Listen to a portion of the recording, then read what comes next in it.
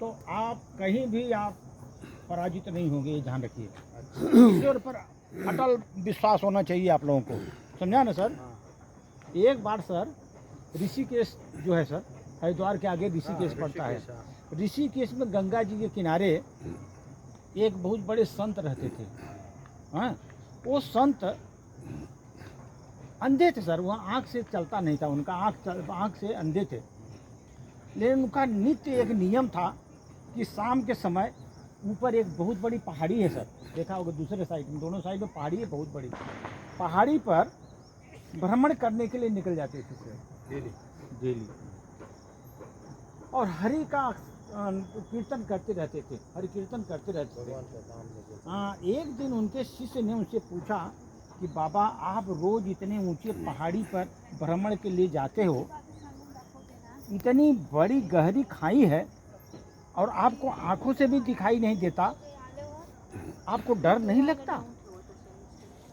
अगर कभी पाँव लड़खड़ा गया तो बाबा ने कुछ नहीं कहा, अगर पाँव लड़खड़ा गया तो गए आप काम से, इसलिए बाबा ने उस समय तो कुछ नहीं कहा। शाम के समय शिष्य के साथ वहाँ टहल रहे थे।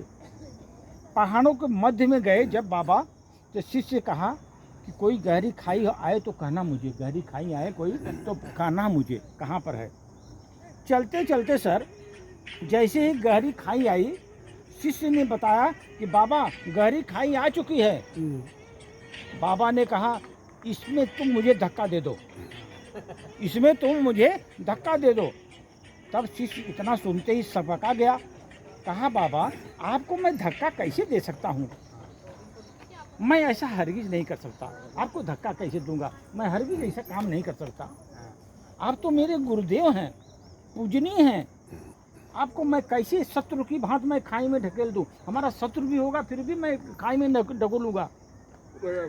बाबा फिर से कहता हूँ कि तुम मुझे खाई में धक्का दे दो।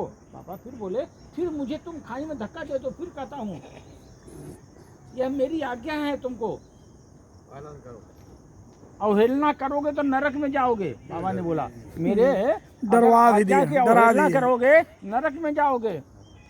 शिष्य ने कहा सर मुझे नरक कबूल है सर, शिष्य कहा मुझे नरक कबूल है, लेकिन हरगिज मैं आपको धक्का मार करके खाई में नहीं फेंकूंगा, समझा सर।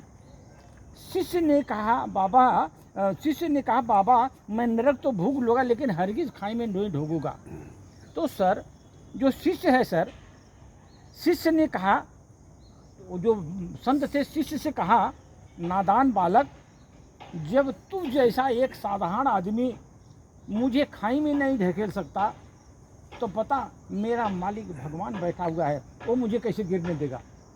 ऊपर वाला मालिक हमारा भगवान बैठे, साधारण आदमी तुम धक्का नहीं मार रहे हो, गिरने नहीं देगा, तो ऊपर वाला भगवान हमको कैसे गिरने देगा।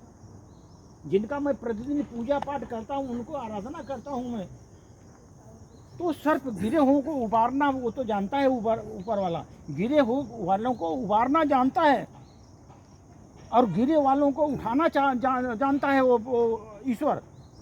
इसलिए सर ईश्वर के प्रति आप आस्था रखिए और उसमें आपका विश्वास होगा तो आपको कहीं भी पराजित होने का जगह नहीं आएगा, कभी भी आप पराजित नहीं होंगे सर। इसलिए आप ईश्वर पर पूरी आस्था रखिए, आपका निष्कंटक राज्य चलता रहेगा, रास्ते पर कहीं भी चलोगे आपको कुछ नहीं होने वाला।